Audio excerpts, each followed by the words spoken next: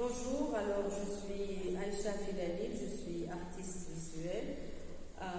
J'ai fait mes études en Tunisie, à l'université de Tunis, à l'école des beaux-arts de Tunis.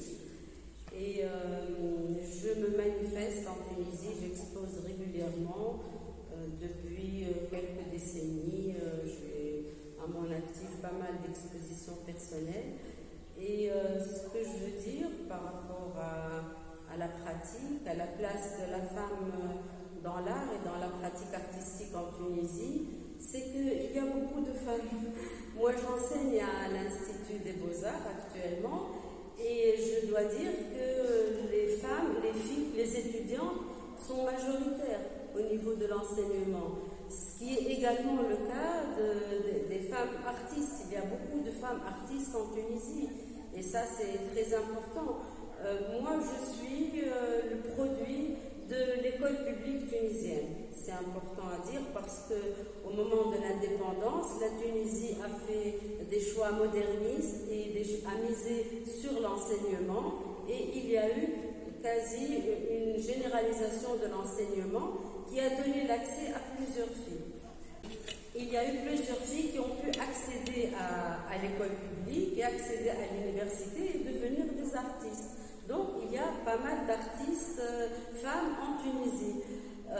Moi je suis née dans une famille de personnes qui étaient militantes, qui ont milité pour l'indépendance de la Tunisie.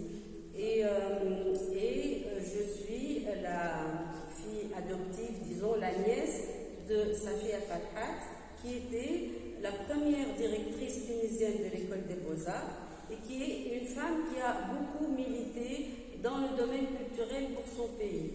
C'était une femme qui a fondé énormément de choses, dont l'espace dans lequel nous nous trouvons, qui est le Centre des Arts Vivants de Radès. Et en fait, nous sommes dans un petit musée qui lui est dédié, qui a été construit, que nous avons construit après son décès.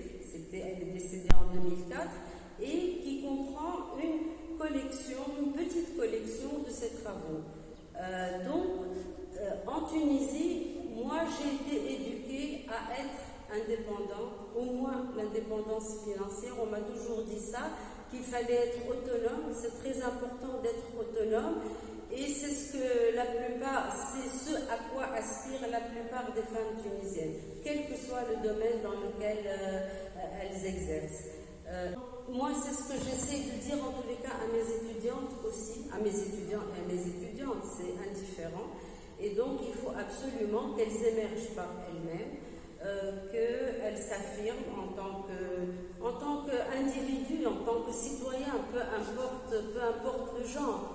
Évidemment, il y a encore énormément de travail à faire au niveau des inégalités, mais on peut quand même considérer que la Tunisie a un certain nombre d'acquis qui sont importants pour la femme, qu'il faut savoir préserver, parce que par les temps qui courent, on n'est jamais sûr de rien. Il faut toujours batailler au moins pour garder la place dans laquelle nous sommes et pour aller un peu de l'avant dans le sens d'une plus grande égalité. Et donc, ce qui est important, c'est d'être dans la vie publique, c'est d'être dans la rue, d'être dans les espaces de travail, d'être partout. C'est ça qui est important, c'est en imposant une présence physique et professionnelle qu'on peut malgré tout réaliser l'égalité. Moi, j'ai jamais milité dans le cadre d'une association féminine ou féministe, mais ce que je fais, je considère que je suis engagée par l'art, parce que chacun doit s'engager, en tous les cas, moi, ma compréhension de l'engagement, c'est au niveau de ma pratique, au niveau de ce que je fais. Le message que j'adresse à toutes les femmes et à tous les gens qui veulent exister par eux-mêmes, c'est de ne pas céder de la place. Quelle que soit la place que vous avez, il faut travailler à la maintenir, à l'étendre un peu et à chaque fois à grignoter du terrain. Donc quand on a une petite place, on la garde, on essaie de l'agrandir et c'est comme ça qu'on est présent et qu'on est